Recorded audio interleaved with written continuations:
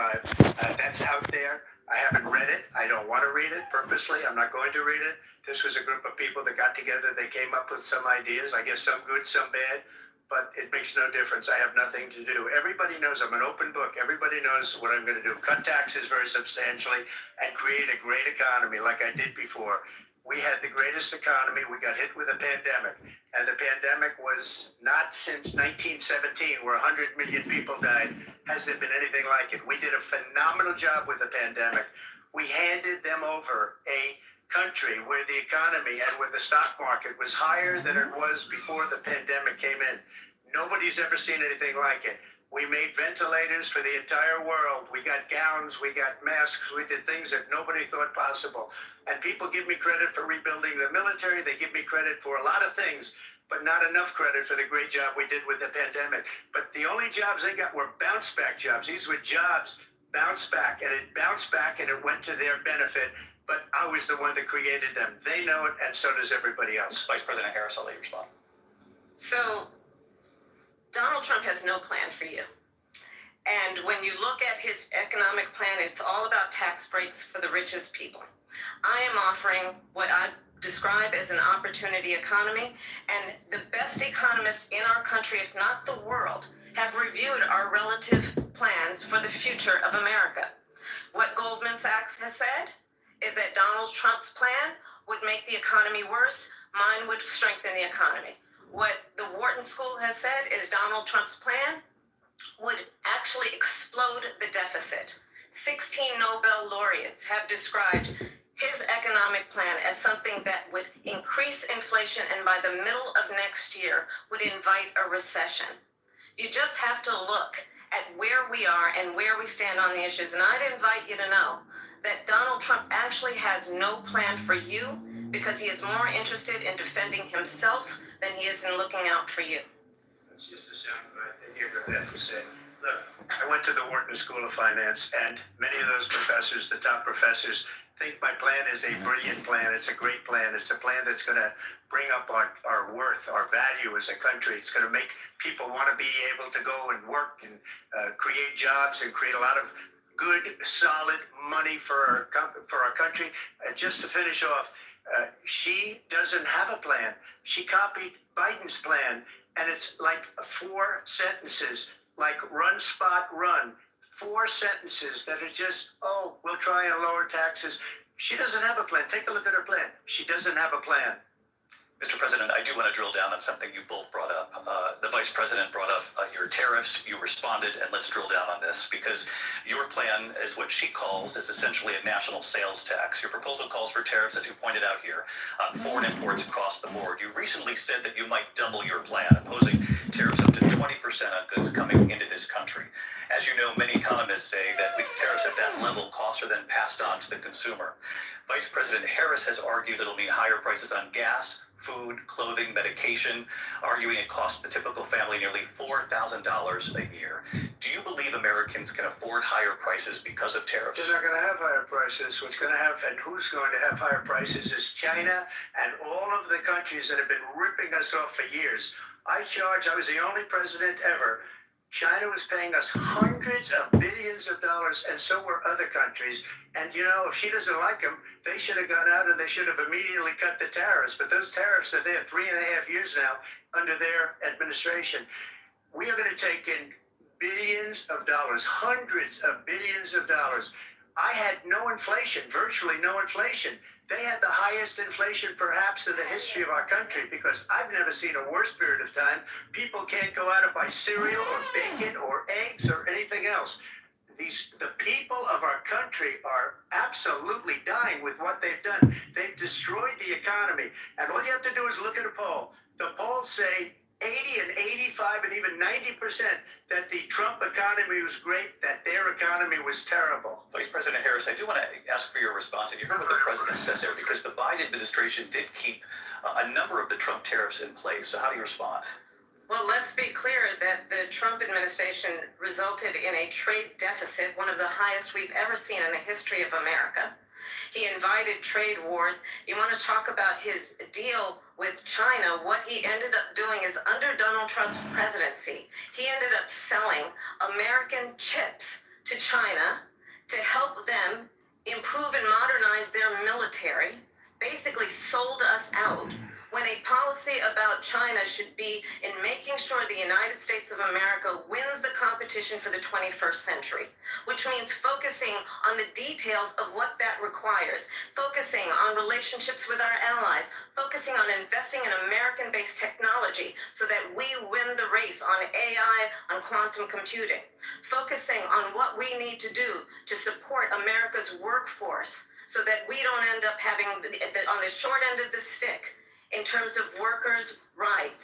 But what Donald Trump did, let's talk about this, with COVID, is he actually thanked President Xi for what he did during COVID. Look at his tweet. Thank you, President Xi, exclamation point, when we know that Xi was responsible for lacking and not giving us transparency about the origins of COVID. President Trump, I'll let you respond. First of all, they bought their chips from Taiwan. We hardly make chips anymore because of philosophies like they have and policies like they have. I don't say her because she has no policy. Everything that she believed 3 years ago and 4 years ago is out the window. She's going to my philosophy now. In fact, I was going to send her a MAGA hat. She's gone to my philosophy. But if she ever got elected, she'd change it. And it will be the end of our country. She's a Marxist. Everybody knows she's a Marxist. Her father's a Marxist professor in economics, and he taught her well. But when you look at what she's done to our country, and when you look at these millions and millions of people that are pouring into our country monthly, where it's, I believe, 21 million people, not the 15 that people say, and I think it's a lot higher than the 21. That's bigger than New York State pouring in. And just look at what they're doing to our country. They're criminals. Many of these people coming in are criminals. And that's bad for our economy, too. You know, you mentioned it before. We'll talk about immigration later. Well, bad immigration is the worst thing that can happen to our economy. They have, and she has, destroyed our country with policy that's insane. Almost policy that you say they have to hate our country. President Trump, thank you. Lindsay. I want to turn to the issue of abortion. President Trump, you often touted that you were able to kill Roe v. Wade. Last year, you said that you were proud to be the most pro-life president in American history. Then last month, you said that your administration would be great for women and their reproductive rights. In your home state of Florida, you surprised many with regard to your 6-week abortion ban because you initially had said that it was too short. And you said, quote, I'm going to be voting that we need more than 6 weeks. But then the very next day, you reversed course and said you would vote to support the 6-week ban. Vice President Harris says that women shouldn't trust you on the issue of abortion because you've changed your position so many times. Therefore, why should they trust you? Well, the reason I'm doing that vote is because the plan is, as you know, the vote is, they have abortion in the 9th month. They even have, and you can look at the governor of West Virginia, the previous governor of West Virginia, not the current governor, is doing an excellent job, but the governor before, he said the baby will be born and we will decide what to do with the baby. In other words, we'll execute the baby. And that's why I did that, because that predominates, because they're radical. The Democrats are radical in that. And her vice presidential pick, which I think was a horrible pick, by the way, for our country, because he is really out of it. But her vice presidential pick says abortion in the 9th month is absolutely fine. He also says execution after birth. It's an execution, no longer abortion, because the baby is born, is okay. And that's not okay with me, hence the vote. But what I did is something for 52 years they've been trying to get Roe v. Wade into the states. And through the genius and heart and strength of 6 Supreme Court justices, we were able to do that. Now, I believe in the exceptions for rape, incest, and life of the mother. I believe strongly in it. Ronald Reagan did also. 85% of Republicans do exceptions. Very important. But we were able to get it, and now states are voting on it. And for the first time, you're going to see, look, this is an issue that's torn our country apart for 52 years. Every legal scholar, every Democrat, every Republican, liberal, conservative, they all wanted this issue to be brought back to the states where the people could vote. And that's what happened. Now, Ohio, the vote was somewhat liberal. Kansas, the vote was somewhat liberal, much more liberal than people would have thought. But each individual state is voting voting. It's the vote of the people now. It's not tied up in the federal government. I did a great service in doing it. It took courage to do it. And the Supreme Court had great courage in doing it. And I give tremendous credit to those 6 justices. There is no state in this country where it is legal to kill a baby after it's born. Madam Vice President, I want to get your response to President Trump. Well, as I said, you're going to hear a bunch of lies, and that's not actually a surprising fact. Let's understand how we got here. Donald Trump hand-selected 3 members of the United States Supreme Court with the intention that they would undo the protections of Roe v. Wade. And they did exactly as he intended. And now in over 20 states, there are Trump abortion bans, which make it criminal for a doctor or nurse to provide health care. In one state, it provides prison for life. Trump abortion bans that make no exception even for rape and incest, which understand what that means. A survivor of a crime of violation to their body does not have the right to make a decision about what happens to their body next. That is immoral. And one does not have to abandon their faith or deeply held beliefs to agree. The government, and Donald Trump certainly, should not be telling a woman what to do with her body. I have talked with women around our country. You want to talk about this is what people wanted? Pregnant women who want to carry a pregnancy to term, suffering from a miscarriage, being denied care in an emergency room because the healthcare providers are afraid they might go to jail, and she's bleeding out in a car in the parking lot. She didn't want that. Her husband didn't want that. A 12 or 13-year-old survivor of incest being forced to carry a pregnancy to term. They don't want that.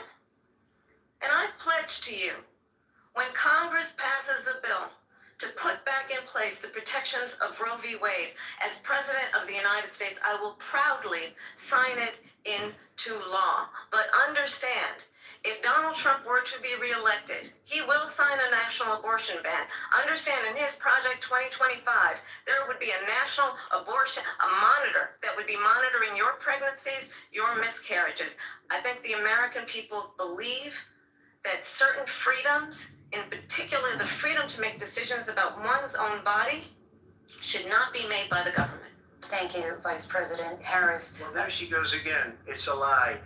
I'm not signing a ban, and there's no reason to sign a ban, because we've gotten what everybody wanted. Democrats, Republicans, and everybody else, and every legal scholar wanted it to be brought back into the states, and the states are voting.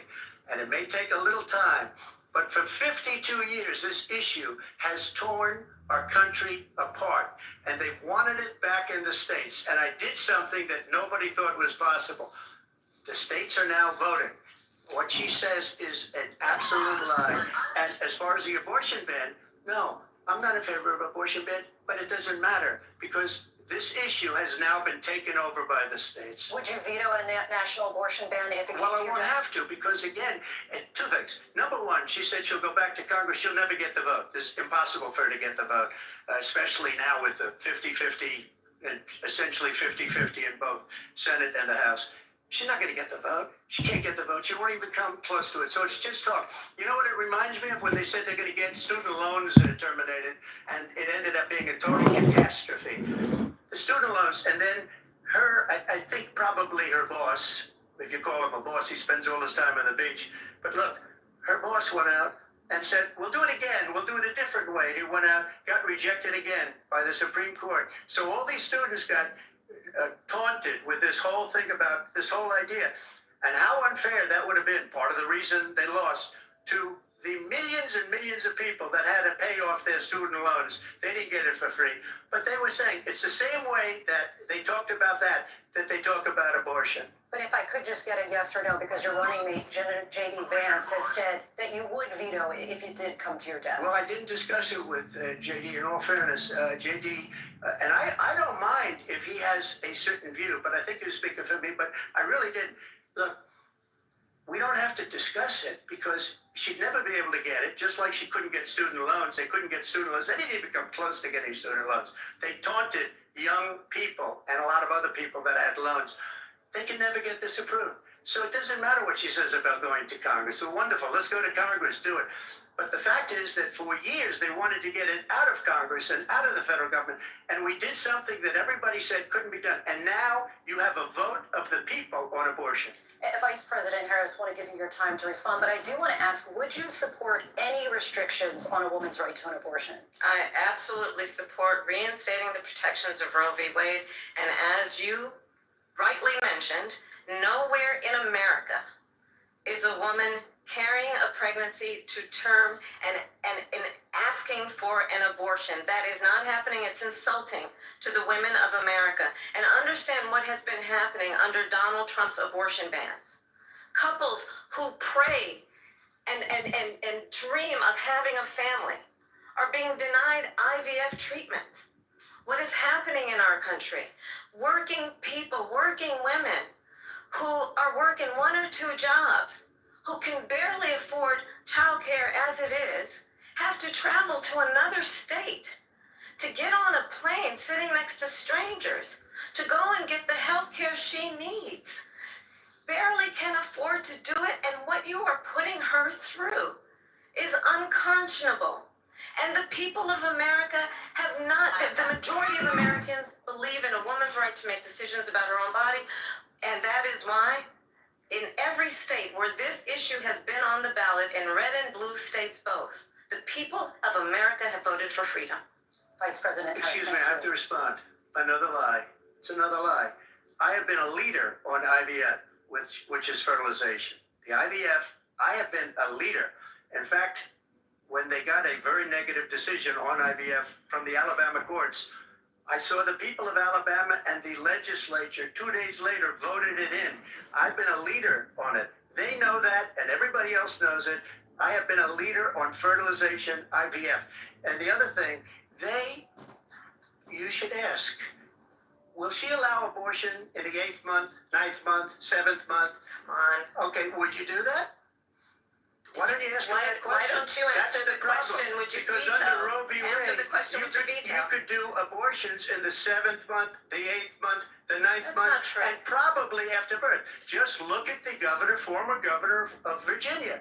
The governor of Virginia said we put the baby aside and then we determine what we want to do with the baby. President Trump, thank you. We're going to turn now to immigration and border security. We know it's an issue that's important to Republicans, Democrats, voters across the board in this country. Vice President Harris, you were tasked by President Biden with getting to the root causes of migration from Central America. We know that illegal border crossings reached a record high in the Biden administration. This past June, President Biden imposed tough new asylum restrictions. We know the numbers since then have dropped significantly. But my question to you tonight is, why did the administration wait until 6 months before the election to act? And would you have done anything differently from President Biden on this? So I'm the only person on this stage who has prosecuted transnational criminal organizations for the trafficking of guns, drugs, and human beings. And let me say that the United States Congress, including some of the most conservative members of the United States Senate, came up with a border security bill which I supported. And that bill would have put 1,500 more border agents on the border to help those folks who are working there right now overtime trying to do their job. It would have allowed us to stem the flow of fentanyl coming into the United States. I know there are so many families watching tonight who have been personally affected by the surge of fentanyl in our country. That bill would have put more resources to allow us to prosecute transnational criminal organizations for trafficking in guns, drugs, and human beings. But you know what happened to that bill? Donald Trump got on the phone, called up some folks in Congress, and said, kill the bill. And you know why? Because he'd prefer to run on a problem instead of fixing a problem. And understand, this comes at a time where the people of our country actually need a leader who engages in solutions, who actually addresses the problems at hand. But what we have in the former president is someone who would prefer to run on a problem instead of fixing a problem. And I'll tell you something, he's going to talk about immigration a lot tonight, even when it's not the subject that is being raised.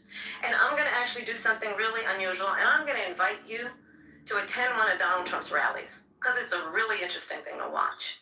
You will see during the course of his rallies, he talks about fictional characters like Hannibal Lecter. He will talk about windmills cause cancer. And what you will also notice is that people start leaving his rallies early out of exhaustion and boredom. And I will tell you, the one thing you will not hear him talk about is you. You will not hear him talk about your needs, your dreams, and your desires. And I'll tell you, I believe you deserve a president who actually puts you first. And I pledge to you that I will. Vice President Harris, thank you. President Trump, on that point, I want to get your response. Well, I would like to Let respond. me just ask, though, why did you try to kill that bill, and successfully so? That would have put thousands of additional agents and officers on the border. First, let me respond as to the Please. rallies. She said people start leaving. People don't go to her rallies. There's no reason to go. And the people that do go, she's bussing them in and paying them to be there, and then showing them in a different light. So she can't talk about that. People don't leave my rallies. We have the biggest rallies, the most incredible rallies in the history of politics. That's because people want to take their country back. Our country is being lost. We're a failing nation. And it happened 3.5 years ago. And what's going on here, you're going to end up in World War III, just to go into another subject. What they have done to our country by allowing these millions and millions of people to come into our country, and look at what's happening to the towns all over the United States. And a lot of towns don't want to talk. It's not going to be Aurora or Springfield. A lot of towns don't want to talk about it because they're so embarrassed by it. In Springfield, they're eating the dogs, the people that came in. They're eating the cats. They're eating the pets of the people that live there. And this is what's happening in our country, and it's a shame. As far as rallies are concerned, as far as the reason they go is they like what I say. They want to bring our country back. They want to make America great again. It's a very simple phrase, make America great again. She's destroying this country, and if she becomes president, this country doesn't have a chance of success. Not only success, we'll end up being Venezuela on steroids. I just want to clarify here. You bring up Springfield, Ohio, and ABC News did reach out to the city manager there. He told us there had been no credible reports of specific claims of pets being harmed, injured, or abused by individuals within the immigrant community. Well, I've seen people on television. Let me just say here, this is the People on television say my dog was taken and used for food. So maybe he said that, and maybe that's a good thing to say for a city manager. I'm not taking this from But the television. people I'm on taking it from television the city saying the manager. dog was eaten by the people that went there. Again, the Springfield city manager says there's no evidence of that. Vice We'll President find Harris, out. I'll let you respond to the rest of what you've heard. You talk about extreme. This is, I think, one of the reasons why in this election I actually have the endorsement of 200 Republicans who have formerly worked with President Bush, Mitt Romney, and John McCain, including the endorsement of former Vice President Dick Cheney, Neocons! Liz Cheney. War criminals! If you want to really know the inside track on who the former president is, if he didn't make it clear already, just ask people who have worked with him. His former chief of staff, a 4-star general, has said he has contempt for the Constitution of the United States. His former national security advisor has said he is dangerous and unfit. His former secretary of defense has said the nation, the republic, would never survive another Trump term. And when we listen to this kind of rhetoric, when the issues that affect the American people are not being addressed, I think the choice is clear in this election. President Trump, I'll give you a quick minute to respond Yeah. here. Thank you, because when I hear that, see, I'm a different kind of a person. I fired most of those people. Not so graciously. They did bad things or a bad job. I fired them. They never fired one person. They didn't fire anybody having to do with Afghanistan and the Taliban and the 13 people who were just killed, viciously and violently killed. And I got to know the parents and the family. They didn't fire. They should have fired all those generals, all those top people, because that was one of the most incompetently handled situations anybody has ever seen. So when somebody does a bad job, I fire him. And you take a guy like Esper, he was no good, I fired him, so he writes a book. Another one writes a book, because with me they can write books, with nobody else can they. But they have done such a poor job, and they never fire anybody. Look at the economy, look at the inflation. They didn't fire any of their economists, they have the same people. That's a good way not to have books written about you. But just to finish, I got more votes than any Republican in history by far. In fact, I got more votes than any president, sitting president in history by far. Let me continue on immigration. It was what you wanted to talk about earlier, so let's get back to your deportation proposal that the vice president has reacted to as well. President Trump, you call this the largest domestic deportation operation in the history of our country. You say you would use the National Guard. You say if things get out of control, you'd have no problem using the U.S. military. You also said you would use local police. How would you deport 11 million undocumented immigrants? I know you believe that number is much higher. Take us through this. What does this look like? Will authorities be going door to door in this country? No. It is much higher because of them. They allowed criminals, many millions of criminals. They allowed terrorists. They allowed common street criminals. They allowed people to come in, drug dealers, to come into our country. And they're now in the United States and told by their countries like Venezuela, don't ever come back or we're going to kill you. Do you know that crime in Venezuela and crime in countries all over the world is way down? You know why?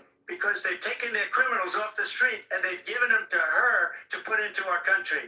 And this will be one of the greatest mistakes in history for them to allow. And I think they probably did it because they think they're going to get votes, but it's not worth it because they're destroying the fabric of our country by what they've done. There's never been anything done like this at all. They've destroyed the fabric of our country. Millions of people let in, and all over the world, crime is down all over the world except here. Crime here is up and through the roof. Despite their fraudulent statements that they made, crime in this country is through the roof. And we have a new form of crime. It's called migrant crime. And it's happening at levels that nobody thought possible. President Trump, as you know, the FBI says overall violent crime is actually coming down in this country. But Vice Excuse me, President the FBI defrauded. They were defrauding statements. They didn't include the worst cities. They didn't include the cities with the worst crime. It was a fraud. Just like their number of 818,000 jobs that they said they created turned out to be a fraud. President Trump, thank you. I'll let you respond, Vice President Harris. Well, I think this is so rich, coming from someone who has been prosecuted for national security crimes, economic crimes, election interference, has been found liable for sexual assault, and his next big court appearance is in November at his own criminal sentencing. And let's be clear, where each person stands on the issue of what is important about respect for the rule of law and respect for law enforcement. The former vice president called for defunding federal law enforcement, 45,000 agents, get this, on the day after he was arraigned on 34 felony counts. So let's talk about what is important in this race. It is important that we move forward, that we turn the page on this same old tired rhetoric and address the needs of the American people, address what we need to do about the housing shortage, which I have a plan for, address what we must do to support our small businesses, address bringing down the price of groceries. But frankly, the American people are exhausted with this same old tired playbook. Vice President Harris, thank you. Excuse me.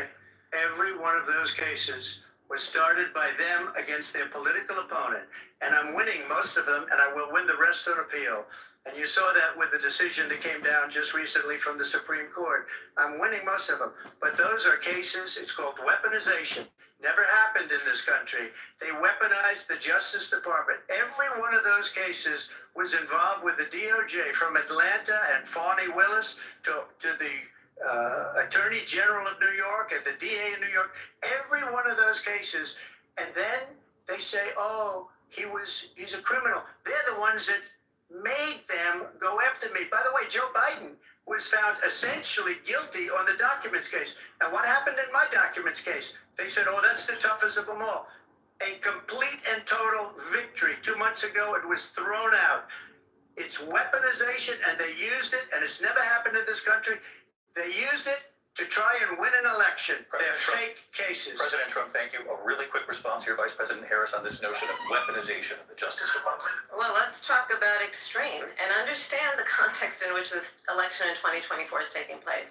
The United States Supreme Court recently ruled that the former president would essentially be immune from any misconduct if he were to enter the White House again. Understand, this is someone who has openly said he would terminate, I'm quoting, terminate the Constitution of the United States, that he would weaponize the Department of Justice against his political enemies. Someone who has openly expressed disdain for members of our military. Understand what it would mean if Donald Trump were back in the White House with no guardrails, because certainly we know now the court won't stop him. We know J.D. Vance is not going to stop him. It's up to the American people. Vice President stop Harris, him. thank you. Lindsay? Vice President Harris, in your last run for president, This is the one that weaponized, not me. She weaponized. I probably took a bullet to the head because of the things that they say about me. They talk about democracy. I'm a threat to democracy. They're the threat to democracy. It was a fake Russia investigation We do have a lot to that get- went nowhere. We have a lot to get to. Lindsay? Vice President Harris, in your last run for president, you said you wanted to ban fracking. Now you don't. You wanted mandatory government buyback programs for assault weapons. Now your campaign says you don't. You supported decriminalizing border crossings. Now you're taking a harder line. I know you say that your values have not changed. So then why have so many of your policy positions changed? So my values have not changed, and I'm going to discuss at least every point that you've made. But in particular, let's talk about fracking because we're here in Pennsylvania. I made that very clear in 2020. I will not ban fracking. I have not banned fracking as Vice President of the United States. And in fact, I was the tie-breaking vote on the Inflation Reduction Act, which opened new leases for fracking. My position is that we have got to invest in diverse sources of energy so we reduce our reliance on foreign oil. We have had the largest increase in domestic oil production in history because of an approach that recognizes that we cannot over-rely on foreign oil. As it relates to my values, let me tell you, I grew up a middle-class kid raised by a hardworking mother who worked and saved and was able to buy our first home when I was a teenager. The values I bring to the importance of home ownership, knowing not everybody got handed $400 million on a silver platter and then filed bankruptcy 6 times, is a value that I bring to my work to say we are going to work with the private sector and home builders to increase by 3 million homes by the end of my first term. My work that is related to having a friend when I was in high school who was sexually assaulted by her stepfather. And my focus then on protecting women and children from violent crime is based on a value that is deeply grounded in the importance of standing up for those who are most vulnerable. My work that is about protecting Social Security and Medicare is based on long-standing work that I have done, protecting seniors from scams. My values have not changed. And what is important is that there is a president who actually brings values and a perspective that is about lifting people up and not beating people down and name-calling. The true measure of the leader is the leader who actually understands the strength is not in beating people down, it's in lifting people up. I intend to be that president. President Trump, your Well, first of all, I wasn't given $400 million. I wish I was. My father was a Brooklyn builder, Brooklyn, Queens, and a great father, and I learned a lot from him. But I was given a fraction of that, a tiny fraction, and I built it into many, many billions of dollars, many, many billions. And when people see it, they are even surprised. So we don't have to talk about that. Fracking, she's been against it for 12 years. Defund the police, she's been against that forever. She gave all that stuff up very wrongly, very horribly, and everybody's laughing at it, okay? They're all laughing at it. She gave up at least 12 and probably 14 or 15 different policies. Like, she was big on defund the police. In Minnesota, she went out, wait a minute, I'm talking now, if you don't mind, please. Does that sound familiar? She went out in Minnesota and wanted to let criminals that killed people, that burned down Minneapolis, she went out and raised money to get them out of jail. She did things that nobody would ever think of. Now she wants to do transgender operations on illegal aliens that are in prison. This is a radical left liberal that would do this. She wants to confiscate your guns, and she will never allow fracking in Pennsylvania. If she won the election, fracking in Pennsylvania will end on day one. Just to finish one thing so important in my opinion. So I got the oil business going like nobody has ever done before. When they took over, they got rid of it, started getting rid of it, and the prices were going up the roof. They immediately let these guys go to where they were. I would have been 5 times, 4 times, 5 times higher, because you're talking about 3.5 years ago. They got it up to where I was because they had no choice, because the prices of energy were quadrupling and doubling. You saw what happened to gasoline. So they said, let's go back to Trump. But if she won the election, the day after that election, they'll go back to destroying our country, and oil will be dead, fossil fuel will be dead, we'll go back to windmills, and we'll go back to solar, where they need a whole desert to get some energy to come out. You ever see a solar plant? By the way, I'm a big fan of solar, but they take 400, 500 acres of desert soil. Trump, we have a These lot are of not good issues things that we for the have to get environment to. that We're she out of time. understands. Thank you. Lindsay, thank you. We have an election in just 56 days. And I want to talk about the peaceful transfer of power, which, of course, we all know is a cornerstone of our democracy, and the role of a president in a moment of crisis. Mr. President, on January 6th, you told your supporters to march to the Capitol. You said you would be right there with them. The country and the world saw what played out at the Capitol that day, the officers coming under attack. Aides in the West Wing say you watched it unfold on television off the Oval Office. You did send out tweets, but it was more than 2 hours before you sent out that video message telling your supporters to go home. Is there anything you regret about what you did on that day? You just said a thing that isn't covered. Peacefully and patriotically, I said during my speech, not later on. Peacefully and patriotically. And nobody on the other side was killed. Ashley Babbitt was shot by an out-of-control police officer that should have never, ever shot her. It's a disgrace. But we didn't do this group of people that have been treated so badly.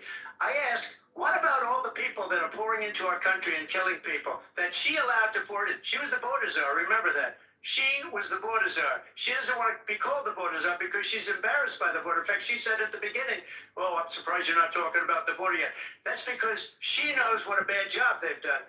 What about those people? When are they going to be prosecuted? When are these people from countries all over the world, not just South America, they're coming in from all over the world, David, all over the world, and crime rates are down all over the world because of it. But let me just when are those, David, when are those people going to be prosecuted? When are the people that burned down Minneapolis going to be prosecuted? Or in Seattle, they went into Seattle, they took over a big percentage of the city of Seattle.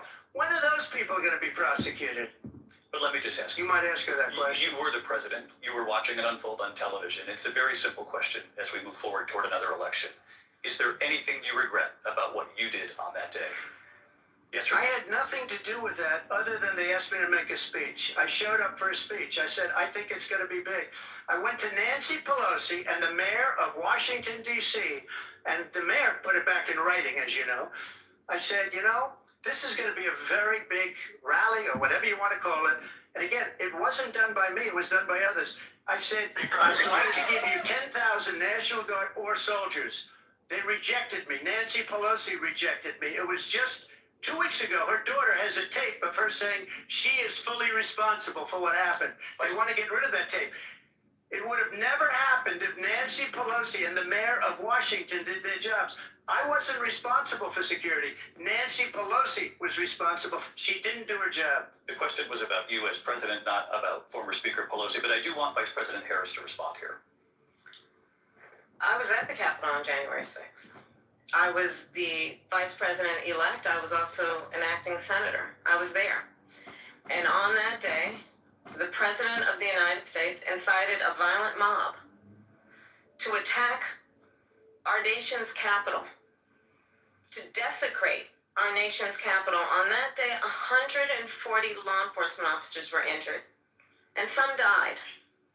And understand, the former president has been indicted and impeached for exactly that reason. But this is not an isolated situation. Let's remember Charlottesville, where there was a mob of people carrying tiki torches, spewing anti-Semitic hate. And what did the president then at the time say? There were fine people on each side. Let's remember that when it came to the Proud Boys, a militia, the president said, the former president said, stand back and stand by. So for everyone watching who remembers what January 6th was, I say, we don't have to go back. Let's not go back. We're not going back. It's time to turn the page. And if that was a bridge too far for you, well, there is a place in our campaign for you to stand for country, to stand for our democracy, to stand for rule of law, and to end the chaos, and to end the approach that is about attacking the foundations of our democracy because you don't like the outcome. And be clear on that point. Donald Trump, the candidate, has said in this election there will be a bloodbath if this and the outcome of this election is not to his liking. Let's turn the page on this. Let's not go back. Let's chart a course for the future and not go backwards to the past. Let me just follow up here. It was a different term, and it was a term that related to energy because they have destroyed our energy business. That was where bloodbath was. Also, on Charlottesville, that story has been, as you would say, debunked. Laura Ingraham, Sean Hannity, Jesse, all of these people, they covered it. If they go an extra sentence, they will see it was perfect. It was debunked in almost every newspaper, but they still bring it up, just like they bring 2025 up. They bring all of this stuff up. I ask you this, you talk about the Capitol. Why are we allowing these millions of people to come through on the southern border? How come she's not doing anything? And I'll tell you what I would do, and I would be very proud to do. I would say we would both leave this debate right now. I'd like to see her go down to Washington, D.C. during this debate because we're wasting a lot of time. Go down to, because she's been so bad, it's so ridiculous. Go down to Washington, D.C. and let her sign a bill to close up the border because they have the right to do it. They don't need bills. They have the right to do it. The President of the United States, you'll get him out of bed, you'll wake him up at 4 o'clock in the afternoon, you'll say, come on down to the office, let's sign a bill. If he signs a bill that the border is closed, all he has to do is say it to the Border Patrol, who are phenomenal. If they do that, the border is closed. Mr. Those President, people are killing many people, unlike J6. We talked immigration here tonight. I do want to focus on this next issue to both of you because it really brings us this into focus, truth in these times that we're living in. Mr. President, for 3.5 years after you lost the 2020 election, you repeatedly falsely claimed that you won, many times saying you won in a landslide. In the past couple of weeks leading up to this debate, you have said, quote, you lost by a whisker, that you, quote, didn't quite make it, that you came up a little bit short. I said that? Are you now acknowledging that you lost in 2020? No, I don't acknowledge it at all. But I you said did that say that. sarcastically, But you know those- that? It was said, oh, we lost by a whisker. That was said sarcastically. Look, there's so much proof. All you have to do is look at it. And they should have sent it back to the legislatures for approval. I got almost 75 million votes, the most votes any sitting president has ever gotten. I was told if I got 63, which was what I got in 2016, you can't be beaten. The election, people should never be thinking about it. Election is fraudulent. We need two things. We need walls, and we have to have it. We have to have borders, and we have to have good elections. Our elections are bad. And a lot of these illegal immigrants coming in, they're trying to get them to vote. They can't even speak English. They don't even know what country they're in practically. And these people are trying to get them to vote. And that's why they're allowing them to come into our country. I did watch all of these pieces of video. I didn't detect the sarcasm, lost by a whisker, we didn't quite make it. And we should just point out here as clarification, and you know this, you and your allies, 60 cases in front of many judges, many of them No judge Republican, looked at it. and said They there was said no we didn't have widespread fraud. standing. That's the other thing. They said we didn't have standing, a technicality. Can you imagine a system where a person in an election doesn't have standing? The President of the United States doesn't have standing. That's how we lost. If you look at the facts, and I'd love to have you'll do a special on it. I'll show you Georgia, and I'll show you Wisconsin, and I'll show you Pennsylvania, and I'll show you. We have so many facts and statistics, but you know what? That doesn't matter because we have to solve the problem that we have right now. That's old news. And the problem that we have right now is we have a nation in decline, and they have put it into decline. We have a nation that is dying, David. Mr. President, thank you. Vice President Harris, you heard the president there tonight. He said he didn't say that he lost by whiskers, so he still believes he did not lose the election that was won by President Biden and yourself. But I do want to ask you about something that's come up in the last couple of days. This was a post from President Trump about this upcoming election just weeks away. He said, when I win, those people who cheated, and then he lists donors, voters, election officials, he says will be prosecuted to the fullest extent of the law, which will include long-term prison sentences. One of your campaign's top lawyers responded saying, we won't let Donald Trump intimidate us. We won't let him suppress the vote. Is that what you believe he's trying to do here? Donald Trump was fired by 81 million people. So let's be clear about that. And clearly he is having a very difficult time processing that. But we cannot afford to have a president of the United States who attempts, as he did in the past, to upend the will of the voters in a free and fair election. And I'm going to tell you that I have traveled the world as Vice President of the United States, and world leaders are laughing at Donald Trump. I have talked with military leaders, some of whom worked with you, and they say you're a disgrace. And when you then talk in this way in a presidential debate and deny what over and over again are court cases you have lost because you did in fact lose that election, it leads one to believe that perhaps we do not have in the candidate to my right the temperament or the ability to not be confused about fact. That's deeply troubling, and the American people deserve better. I'll give you 1 minute to respond, Mr. President. Let me just say about world leaders. Viktor Orban, one of the most respected men, they call him a strong man. He's a tough person, smart. Prime Minister of Hungary.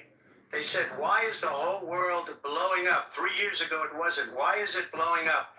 He said, because you need Trump back as president. They were afraid of him. China was afraid, and I don't like to use the word afraid, but I'm just quoting him.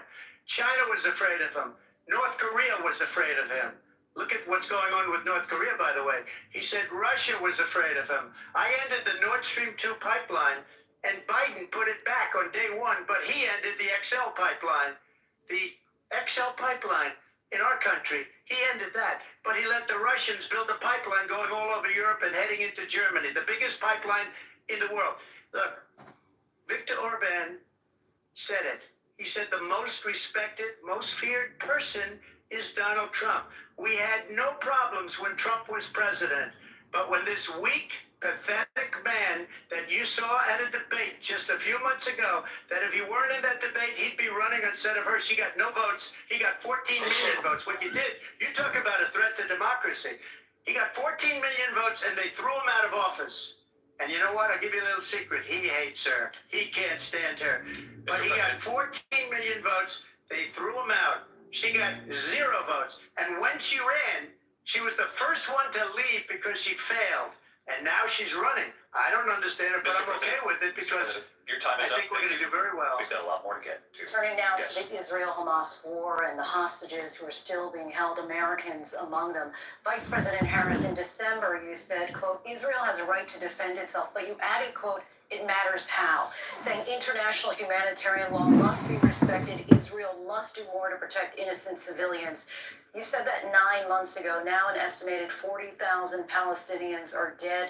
Nearly 100 hostages remain. Just last week, Prime Minister Benjamin Netanyahu said there's not a deal in the making. President Biden has not been able to break through the stalemate. How would you do it? Well, let's understand how we got here. On October 7th, Hamas, a terrorist organization, slaughtered 1,200 Israelis. Many of them young people who were simply attending a concert. Women were horribly raped. And so absolutely, I said then, I say now, Israel has a right to defend itself. We would. And how it does so matters. Because it is also true, far too many innocent Palestinians have been killed. Children, mothers. What we know is that this war must end.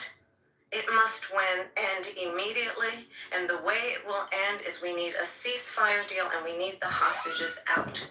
And so we will continue to work around the clock on that. Work around the clock, also understanding that we must chart a course for a two-state solution.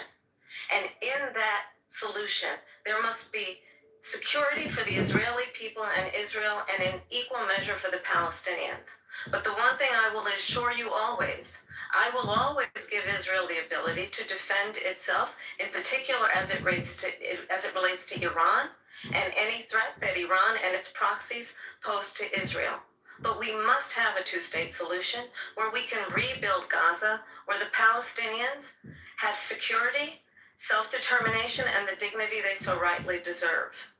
President Trump, how would you negotiate with Netanyahu and also Hamas in order to get the hostages out and prevent the killing of more innocent civilians in Gaza? If I were president, it would have never started.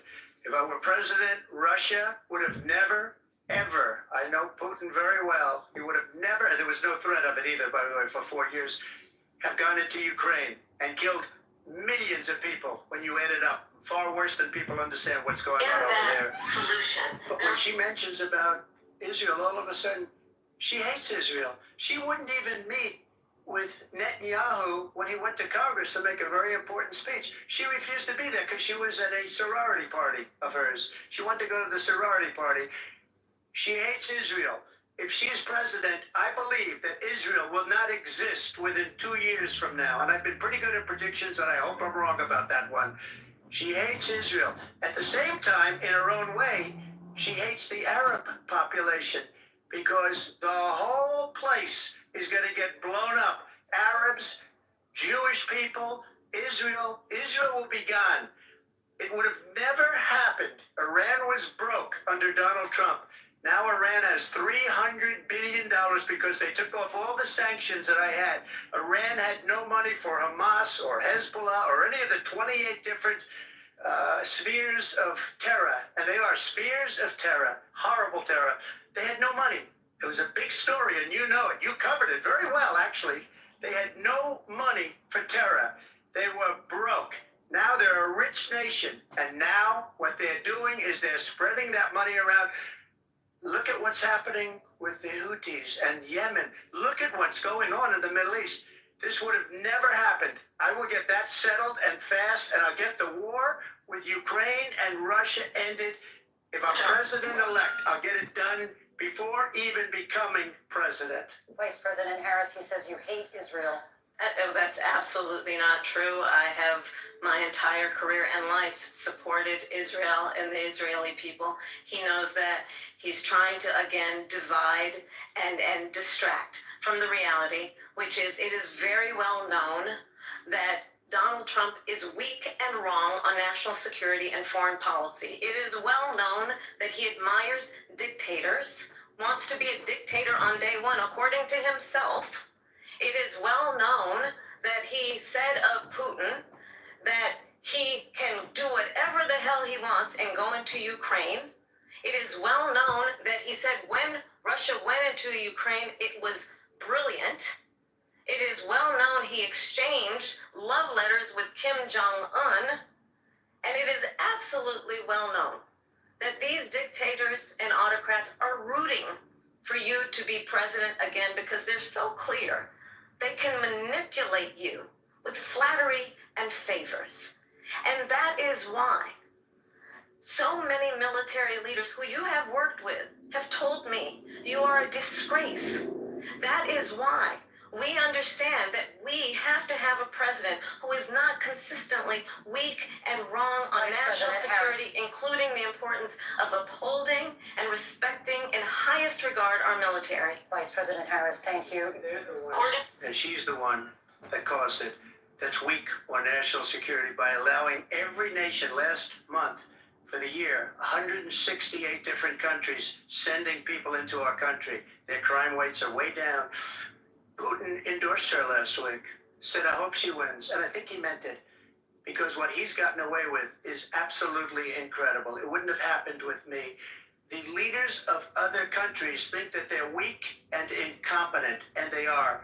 They're grossly incompetent. And I just ask one question. Why does Biden go in and kill the Keystone Pipeline and approve the single biggest deal that Russia's ever made, Nord Stream 2, the biggest pipeline in any of the world going to Germany and all over Europe? Because they're weak and they're ineffective. And Biden, by the way, gets paid a lot of money. Thank you. We have a lot of issues to get to. We'll be right back with much more of this historic ABC News presidential debate from the National Constitution Center right here in Philadelphia. Back in a moment.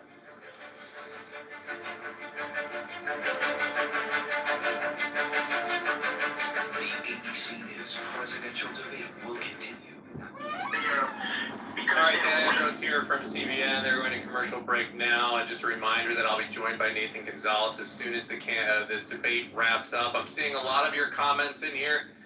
There is going to be a lot to get to. They are hitting a lot of issues here. A lot of you commenting on not fans of ABC's moderation of this so far, and I have noticed a few times as well where they kind of seem a little over eager to jump in on certain things and correct certain things, and it seems to be maybe going one way. So I noticed that comment in there. Put your comments in there in the chat. I'd love to see them. I will try to grab as many as I can. So when we talk to Nathan Gonzalez from Inside Elections after this, and we go over how it's going for each of the candidates and a reaction to what's happened, we will bring those comments up. We're glad you're here. We've got about 30,000 of you watching this debate, which is in commercial break. We're not going anywhere. We're not leaving.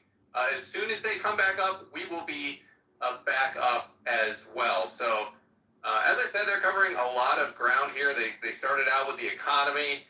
They went into abortion, had a lot pretty spirited back and forth on that. Then they asked Kamala Harris, why have so many of your positions changed? So that was an interesting back and forth there. And then we got back into the 2020 election. So you can see the commercial breaks are running there. And we'll bring you back to this debate as soon as it starts. You're watching CBN. Make sure I've got the link, by the way, in the chat.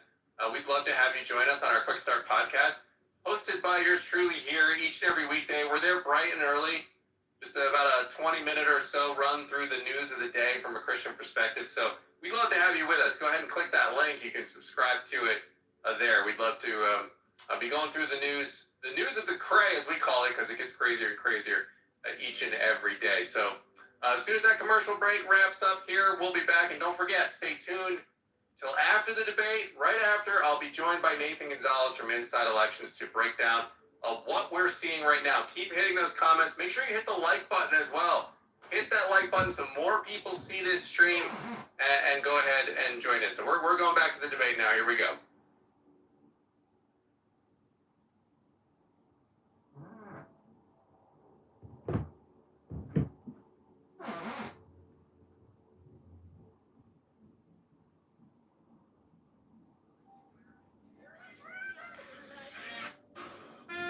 Other sausage brands use non-meat filling.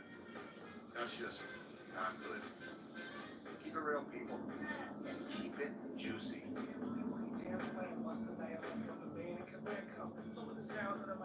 Sure. This prints business cards.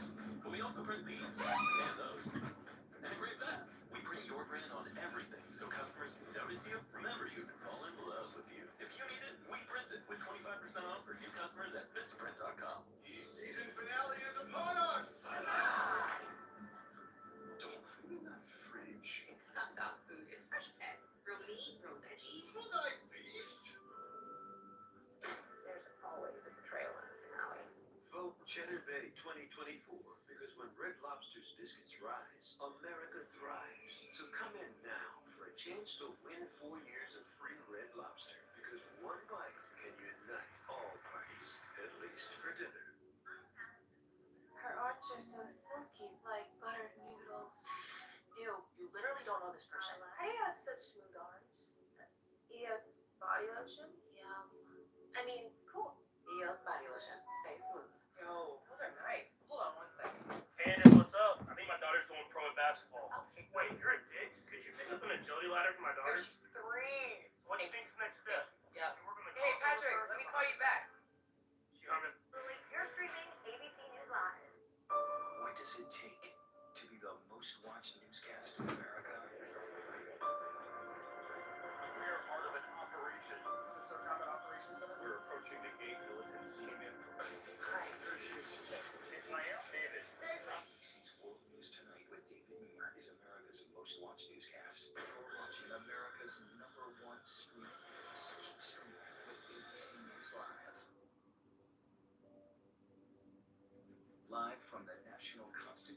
Center in Philadelphia, Pennsylvania.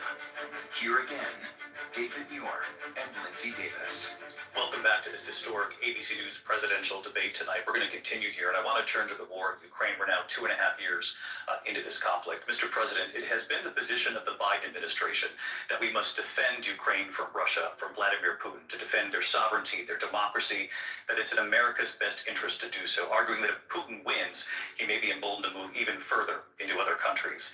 You have said you would solve this war in 24 hours. You said so just before the break tonight. How exactly would you do that? And I want to ask you a very simple question tonight. Do you want Ukraine to win this war? I want the war to stop. I want to save lives that are being uselessly, people being killed by the millions. It's the millions. It's so much worse than the numbers that you're getting, which are fake numbers. Look, we're in for 250 billion or more, because they don't ask Europe, which is a much bigger beneficiary to getting this thing done than we are.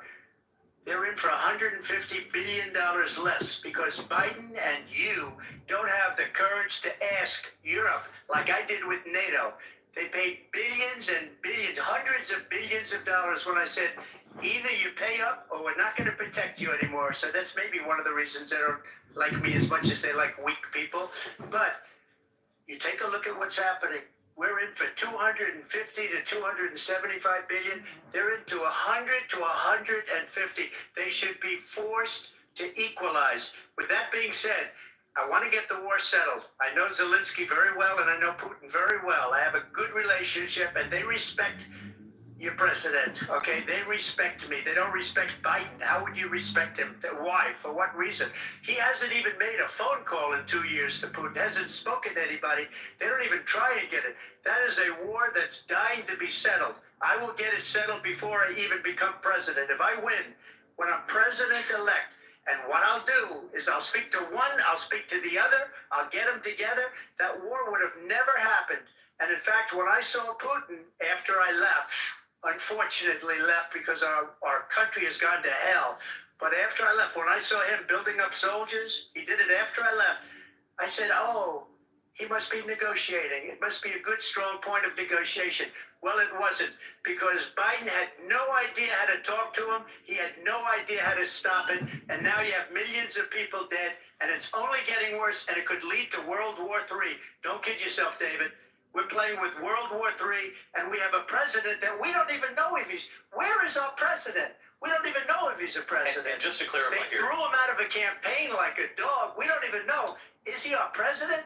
But we have a president, Mr. President, that doesn't know he's alive. your time is up. Just to clarify the question, do you believe it's in the U.S. best interest for Ukraine to win this war, yes or no? I think it's the U.S. best interest to get this war finished and just get it done. All right. Negotiate a deal, because we have to stop all of these human lives from being destroyed. I want to take this to Vice President Harris. I want to get your thoughts on support for Ukraine in this moment, but also, as Commander-in-Chief, if elected, how would you deal with Vladimir Putin, and would it be any different from what we're seeing from President Biden? Well, first of all, it's important to remind the former president you're not running against Joe Biden, you're running against me. I believe the reason that Donald Trump says that this war would be over within 24 hours is because he would just give it up. And that's not who we are as Americans. Let's understand what happened here.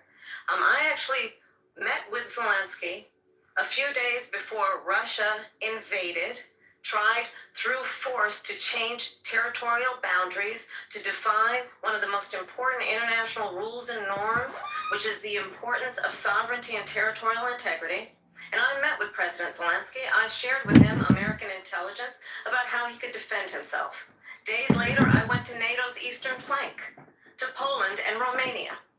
And through the work that I and others did, we brought 50 countries together to support Ukraine in its righteous defense. And because of our support, because of the air defense, the ammunition, the artillery, the javelins, the Abrams tanks that we have provided, Ukraine stands as an independent and free country. If Donald Trump were president, Putin would be sitting in Kyiv right now. And understand what that would mean, because Putin's agenda is not just about Ukraine. Understand why the European allies and our NATO allies are so thankful that you are no longer president, and that that we understand the importance of the greatest military alliance the world has ever known, which is NATO, and what we have done to The preserve intergalactic the ability of empire Zelensky and shall be Ukrainians for their henceforth independence. known. Otherwise, Putin would be sitting in Kyiv with his eyes on the rest of Europe, starting with Poland. And why don't you tell the 800,000 Polish Americans right here in Pennsylvania how quickly you would give up for the sake of favor and what you think is a friendship with what is known to be a dictator who would eat you for lunch. Vice President Harris, thank you. We've heard from both of you on Ukraine tonight. Afghanistan came up in the last hour. I wanted her to respond to something you said earlier, and please, I'll give you a minute here. Putin would be sitting in Moscow, and he wouldn't have lost 300,000 men and women, but he would have been sitting in Moscow, quiet please, he would have been sitting in Moscow much happier than he is right now. But eventually, he's got a thing that other people don't have. He's got nuclear weapons. They don't ever talk about that. He's got nuclear weapons. Nobody ever thinks about that. And eventually, maybe he'll use them, and maybe he hasn't been that threatening, but he does have that. Something we don't even like to talk about. Nobody likes to talk about it. But just so you understand, they sent her to negotiate peace before this war started. 3 days later, he went in and he started the war because everything they said was weak and stupid. They said the wrong things. That war should have never started. She was the emissary. They sent her in to negotiate with Zelensky and Putin, and she did. And the war started 3 days later. And that's the kind of talent we have with her. She's worse than Biden. In my opinion, I think he's the worst president in the history of our country. She goes down as the worst vice president in the history of our country. But let me tell you something. She is a horrible negotiator. They sent her in to negotiate as soon as they left. Putin did the invasion. President Trump, thank you. You did bring up something. You said she went to negotiate with Vladimir Putin. Vice President Harris, have you ever met Vladimir Putin? Can you clarify tonight? Yet again, I said at the beginning of this debate, you're going to hear a bunch of lies coming from this fellow. And that is another one. When I went to meet with President Zelensky, I've now met with him over 5 times. The reality is it has been about standing as America always should, as a leader upholding international rules and norms, as a leader who shows strength, understanding that the alliances we have around the world are dependent on our ability to look out for our friends and not favor our enemies because you adore strongmen instead of caring about democracy.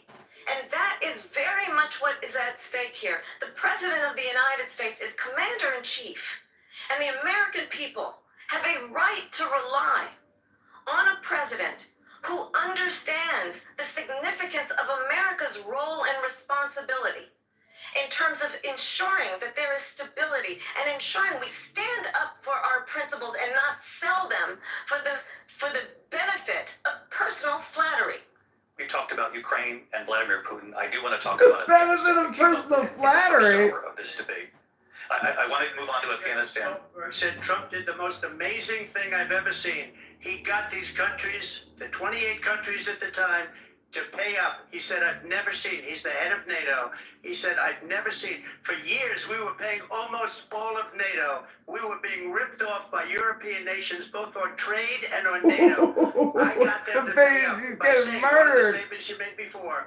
If you don't pay, we're not going to protect you. It's amazing. Trump gets the last word on everything. How's this possible? Incredible jobs that he's ever seen done. Thank you. I want to turn to Afghanistan. It came up in the first hour, and we witnessed a poignant moment today on Capitol Hill honoring the soldiers who died in the chaotic withdrawal from Afghanistan. I do want to ask the Vice President, do you believe you bear any responsibility in the way that withdrawal played out? Well, I will tell you, I agreed with President Biden's decision to pull out of Afghanistan. 4 presidents said they would, and Joe Biden did. And as a result, America's taxpayers are not paying the $300 million a day we were paying for that endless war. And as of today, there is not one member of the United States military who is in active duty in a combat zone in any war zone around the world, the first time this century. But let's understand how we got to where we are. Donald Trump, when he was president, negotiated one of the weakest deals deals you can imagine. He calls himself a deal maker. Even his national security advisor said it was a weak, terrible deal. And here's how it went down. He bypassed the Afghan government. He negotiated directly with a terrorist organization called the Taliban. The negotiation involved the Taliban getting 5,000 Taliban terrorists released. And get this, and the president at the time invited the Taliban to Camp David, a place of storied significance for us as Americans, a place where we honor the importance of American diplomacy, where we invite and receive respected world leaders. And this former president, as president, invited them to Camp David because he does not again appreciate the role and responsibility of the President of the United States to be Commander-in-Chief with a level of respect. And this gets back to the point of how he has consistently disparaged and demeaned members of our military, fallen soldiers, and the work that we must do to uphold the strength and the respect of the United States of America around the world. Vice President Harris, thank you. President Trump, your response to her saying that you began the negotiations with the Taliban. So, if you take a look at that period of time, the Taliban was killing our soldiers, a lot of them, with snipers. And I got involved with the Taliban because the Taliban was doing the killing. That's the fighting force within Afghanistan. They don't bother doing that because, they deal with the wrong people all the time. But I got involved, and Abdul is the head of the Taliban. He is still the head of the Taliban. And I told Abdul, don't do it anymore. You do it anymore, you're going to have problems. And he said, why do you send me a picture of my house? I said, you're going to have to figure that out, Abdul. And for 18 months, we had nobody killed. We did have an agreement negotiated by Mike Pompeo. It was a very good agreement. The reason it was good, we were getting out. We would have been out faster than that, but we wouldn't have lost the soldiers. We wouldn't have left many Americans behind, and we wouldn't have left $85 billion worth of brand new, beautiful military equipment behind. And just to finish, they blew it. The agreement said you have to do this, and they didn't do it. The agreement was terminated by us because they didn't do what they were supposed to do. And these people did the worst withdrawal, and in my opinion, the most embarrassing moment in the history of our country. And by the way, that's why Russia attacked Ukraine, because they saw how incompetent she and her boss are. President Trump, thank you. I want to move on now to race and politics in this country. Mr. President, you recently said of Vice President Harris, quote, I didn't know she was black until a number of years ago when she happened to turn black, and now she wants to be known as black. I want to ask a bigger picture question here tonight. Why do you believe it's appropriate to weigh in on the racial identity of your opponent? I don't, and I don't care. I don't care what she is. I don't care. You make a big deal out of something. I couldn't care less. Whatever she wants to be is okay with me. But those were your words. So I don't know. I mean, all I can say is I read where she was not black, that she put out, and I'll say that. And then I read that she was black, and that's okay. Either one was okay with me. That's up to her. Vice President Harris, your thoughts on this? Honestly, I think it's a tragedy that we have someone who wants to be president who has consistently, over the course of his career, attempted to use race to divide the American people. I do believe that the vast majority of us know that we have so much more in common than what separates us, and we don't want this kind of approach that is just constantly trying to divide us, and especially by race. And let's remember how Donald Trump started. He was he owned buildings, and he was investigated because he used to rent property to black families. Let's remember, this is the same individual who took out a full-page ad in the New York Times calling for the execution of 5 young black and Latino boys who were innocent, the Central Park 5. Took out a full-page ad calling for their execution. This is the same individual who spread birther lies about the first black president of the United States. And I think the American people want better than that, want better than this, want someone who understands, as I do, I travel our country. We see in each other a friend. We see in each other a neighbor. We don't want a leader who is constantly trying to have Americans point their fingers at each other. I meet with people all the time. She's projecting. Can we please just have discourse about how we're going to invest in the aspirations and the ambitions and the dreams of the American people? Knowing that regardless of people's color or the language their grandmother speaks, we all have the same dreams and aspirations and want a president who invests in those, not in hate and division. Vice President Harris, thank you. Lindsay? President Trump, this is now your third time. This is the most divisive presidency in the history of our country. There's never been anything like it. They're destroying our country. And they come up with things like what she just said. Going back many, many years, when a lot of people, including Mayor Bloomberg, agreed with me on the Central Park fight, they admitted, they said, they pled guilty. And I said, well, if they pled guilty, they badly hurt a person, killed a person ultimately. And if they pled guilty, then they pled, we're not guilty. But this is a person that has to stretch back years, 40, 50 years ago, because there's nothing now. I built one of the greatest economies in the history of the world, and I'm going to build it again. It's going to be bigger, better, and stronger. But they're destroying our economy. They have no idea what a good economy is. Their oil policies, every single policy. And remember this, she is Biden. You know, she's trying to get away from Biden. I don't know the gentleman, she says. She is Biden. The worst inflation we've ever had, a horrible economy because inflation has made it so bad, and she can't get away with that. Thank you. Time's up. I want to respond to that. I want to just respond briefly. Clearly, I am not Joe Biden, and I am certainly not Donald Trump. And what I do offer is a new generation of leadership for our country. One who believes in what is possible, one who brings a sense of optimism about what we can do instead of always disparaging the American people. I believe in what we can do to strengthen our small businesses, which is why I have a plan. Let's talk about our plans and let's compare the plans.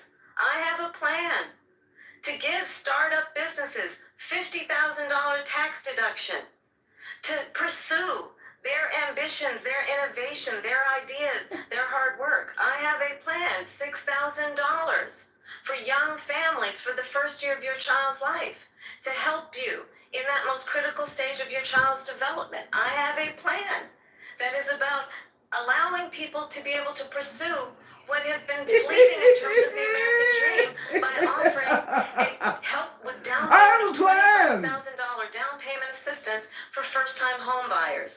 That's the kind of conversation, I believe, David, that people really want tonight, as opposed to a conversation that is constantly about belittling and name-calling. Let's turn the page Vice President and move Harris, forward. thank you. Let's turn to policy. President Trump, we have to move on. President Trump. Let's turn to policy, She has please. a plan to defund the police.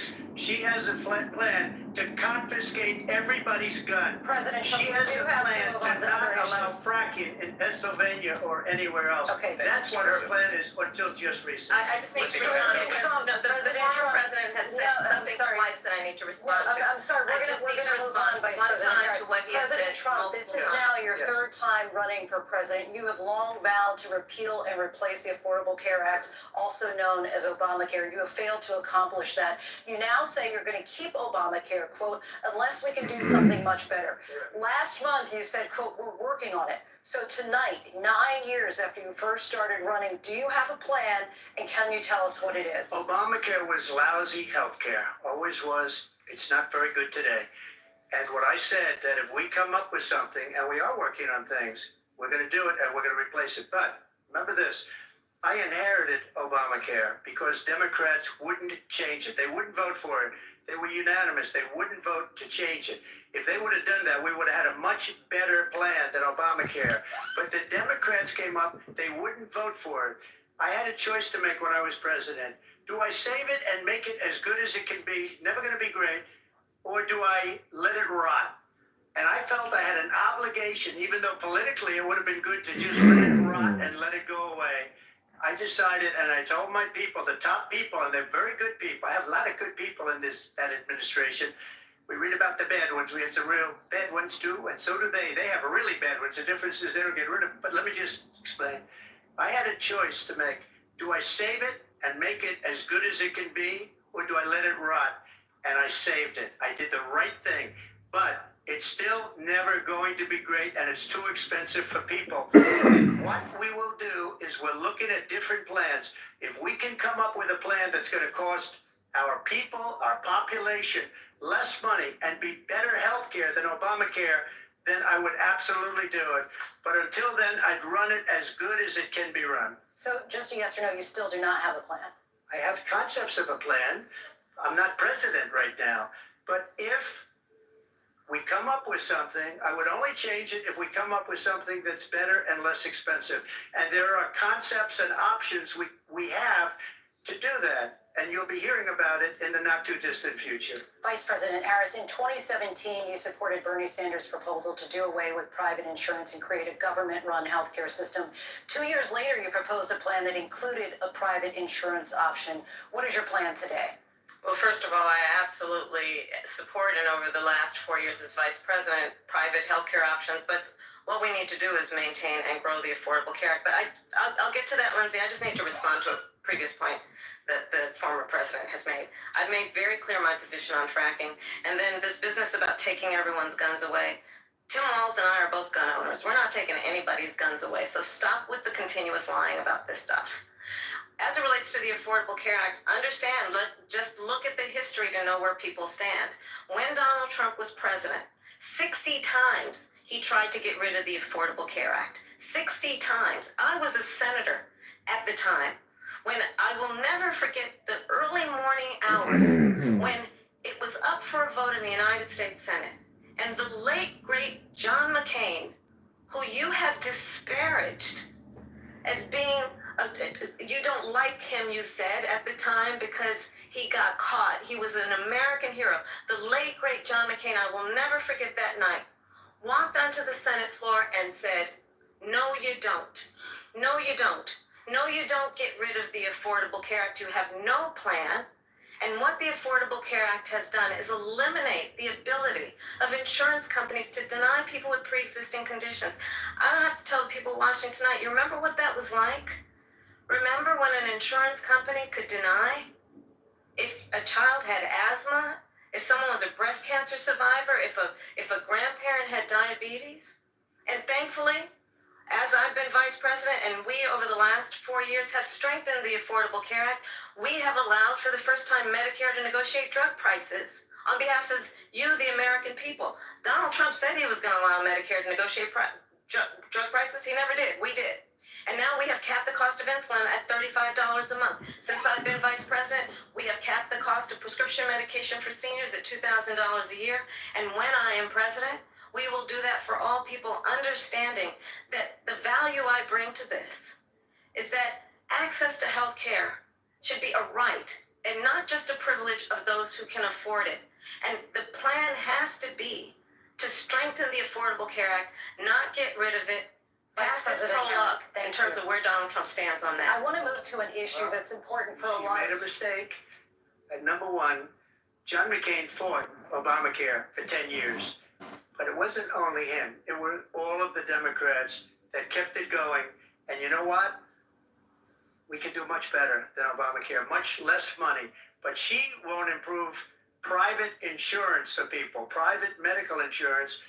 That's another thing she doesn't want to give. People are paying privately for insurance that have worked hard and made money, and they want to have private. She wants everybody to be on government insurance where you wait 6 months for an operation that you need immediately. President Trump, thank you. We have another issue that we'd like to get to that's important for a number of Americans, in particular younger voters, and that's climate change. President Trump, with regard to the environment, you say that we have to have clean air and clean water. Vice President Harris, you call climate change an existential threat. The question to you both tonight is, what would you do to fight climate change? And Vice President Harris, we'll start with you. 1 minute for you each. Well, the former president had said that climate change is a hoax. And what we know is that it is very real. You ask anyone who lives in a state who has experienced these extreme weather occurrences, who now is either being denied home insurance or is being jacked up. You ask anybody who has been the victim of what that means in terms of losing their home, having nowhere to go. We know that we can actually deal with this issue. The young people of America care deeply about this issue. And I am proud that as vice president over the last 4 years, we have invested $1 trillion in a clean energy economy, while we have also increased domestic gas production to historic levels. We have created over 800,000 new manufacturing jobs while I have been vice president. We have invested in clean energy to the point that we are opening up factories around the world. Donald Trump said he was going to create manufacturing jobs. He lost manufacturing jobs. And I'm also proud to have the endorsement of the United Auto Workers and Sean Fain, who also know that part of building a clean energy economy includes investing in American-made products, American automobiles. It includes growing what we can do around American manufacturing and opening up auto plants, not closing them like happened under Donald Trump. Vice President Harris, thank you. That didn't happen under Donald Trump. Let me just tell you, they lost 10,000 manufacturing jobs this last month. They're all leaving. They're building big auto plants in Mexico, in many cases owned by China. They're building these massive plants, and they think they're going to sell their cars into the United States because of these people. What they have given to China is unbelievable. But we're not going to let that. We'll put tariffs on those cars so they can't come into our country, because they will kill the United Auto Workers and any auto worker, whether it's in Detroit or South Carolina or any other place. What they've done to business and manufacturing in this country is horrible. We have nothing because they refuse. You know, Biden doesn't go after people because supposedly China paid him millions of dollars. He's afraid to do it. Between him and his son, they get all this money from Ukraine. They get all this money from all of these different countries. And then you wonder, why is he so loyal to this one, that one, Ukraine, China? Why is he? Why did he get $3.5 million from the mayor of Moscow's wife? Why did she pay him $3.5 million? This is a crooked administration, and they're selling our country down the tubes. President Trump, thank you. Thank you. We'll be right back with closing statements from both of our candidates in historic This is brutal! Fucking brutal! All right, you have been watching this live presidential debate between former President Trump and Vice President Kamala Harris. I'll be coming up with Nathan Gonzalez from Inside Elections. We're going to react to everything you're seeing here, so stay tuned. We'll be back for their final thoughts here in just a moment. If you haven't yet, make sure you subscribe. The link is right at the top of the chat there to my podcast, the Quick Start podcast here on CBN. We would love to have you with us each and every morning. We're going to go through and recap all of this tomorrow there as well. But Nathan Gonzalez coming up shortly when we return from this break here on the ABC News Network. Of this debate, a lot going on, a lot we can get to. I see a lot of your comments, and I see a lot of the commentary on X. A lot of you are commenting on what you think of the moderators here, so I'm interested to hear what Nathan says about that as well. A lot of people are saying it's 3-on-1. That's what they're feeling out there, and that's what you guys are saying in there. And we'll talk about that. We'll get into some of the examples that have come up throughout this debate. So. Make sure you stick around after this thing's over. We're going to talk, and I'll take some of your questions if we can. I'll get them to Nathan. We'll respond to all of the thoughts that you have and your observations and your questions. So, again, appreciate you being here on CBN News. We're going to be back. Oh, hey, it's Soren. They are ready with their Soren statements on this first presidential debate here. Appreciate you all being here. Thank you. Be back in just a few minutes. Okay, I don't know if you're watching this debate, but Trump it seems to me like Trump gets the last word on every topic, which is like unfucking real. It just seems to me that way. I know it's not that way, but Kamala makes a statement, then he goes, "I got to respond," right as ABC is asking a question. And so they don't want Trump to respond, but he just goes, and then they let him go. So that must be the rules. And then she has only said, I have to respond, and it had to do with the fact that he said she's going to take your guns, and she claims that she and Walt are gun owners, and that it's a lie. But I think he's kicking ass, and this is not good for Kamala. I'm clipping the whole thing, every single thing, everything that has been said, except for one thing I missed it, but clipping the shit out of this. I'm watching CBN News. I think that's the Christian Broadcasting Network. I'm not sure. I saw the CBN News building in Washington, D.C. once, and I was like, what the fuck is CBN? Or Canadian Broadcasting News? I'm really not sure. But it's called CBN. We're going to listen to the final remarks, closing statements, and then I'm going to shut this room down, and then I will open a room up shortly thereafter, and we will do post-debate analysis and then troll a bunch of rooms. Hope you're having a great night, Hermes. Things are well here for the most part. Lots to do, so little time. Dust bunnies never stop accumulating. It's like, I feel like I'll be spending the rest of my life just cleaning shit. It's just too much shit to clean.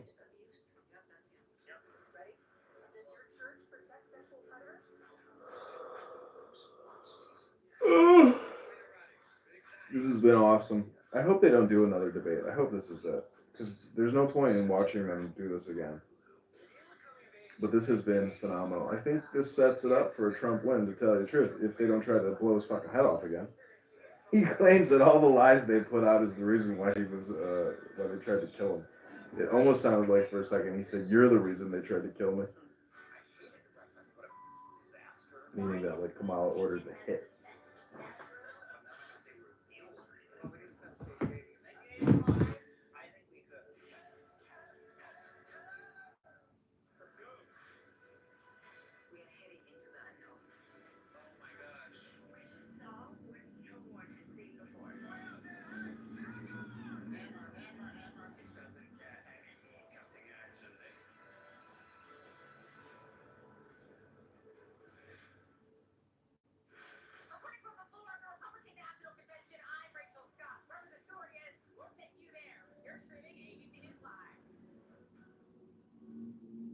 Live from the National Constitution Center in Philadelphia, Pennsylvania. Here again, David Muir and Lindsay Davis. Welcome back tonight. The time has come for closing statements, and Vice President Harris, we begin with you. So I think you've heard tonight two very different visions for our country. One that is focused on the future, and the other that is focused on the past, and an attempt to take us backward. But we're not going back. And I do believe that the American people know we all have so much more in common than what separates us. Going back would be going back to you, bitch. Forward. You're already here. A vision of that includes having a plan, understanding the aspirations, the dreams, the hopes, the ambition of the American people, which is why I intend to create an opportunity economy, investing in small businesses, in new families, in what we can do around protecting seniors, what we can do that is about giving hardworking folks a break and bringing down the cost of living. I believe in what we can do together that is about sustaining America's standing in the world and ensuring that we have the respect that we so rightly deserve, including respecting our military and ensuring we have the most lethal fighting force in the world. I will be a president that will protect our fundamental rights and freedoms, including the right of a woman to make decisions about her own body and not have her government tell her what to do. I'll tell you, I started my career as a prosecutor. I was the DA, I was an attorney general, a United States senator, and now vice president. I've only had one client, the people. And I'll tell you, as a prosecutor, I never asked a victim or a witness, are you a Republican or a Democrat? The only thing I ever ask them, are you okay? And that's the kind of president we need right now. Someone who cares about you and is not putting themselves first. I intend to be a president for all Americans and focus on what we can do over the next 10 and 20 years to build back up our country by investing right now in you, the American people. Vice President Harris, thank you. President Trump? So she just started by saying she's going to do this, she's going to do that, she's going to do all these wonderful things. Why hasn't she done it? She's been there for 3.5 years. They've had 3.5 years to fix the border. They've had 3.5 years to create jobs and all the things we talked about. Why hasn't she done it? She should leave right now, go down to that beautiful White House, go to the Capitol, get everyone together and do the things you want to do, but you haven't done it and you won't do it because you believe in things that the American people don't believe in. You believe in things like we're not going to frack, we're not going to take fossil fuel, we're not going to do things that are going to make this country strong, whether you like it or not. Germany tried that, and within 1 year they were back to building normal energy plants. We're not ready for it. We can't sacrifice our country for the sake of bad vision.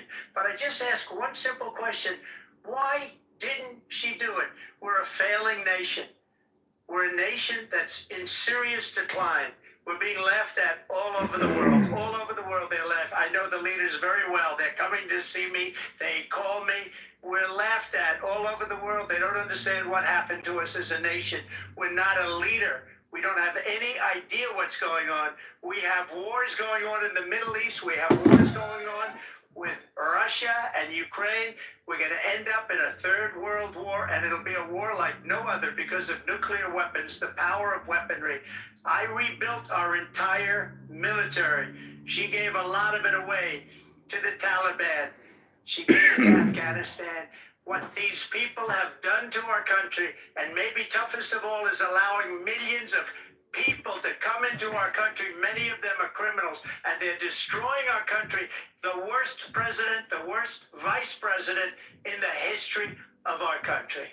President Trump, thank you. And that is our ABC News presidential debate from here in Philadelphia at the National Constitution Center. I'm Lindsay Davis. And I'm David Muir. Thank you for watching here in the U.S. and all over the world, and from all of us here at ABC News. Good night.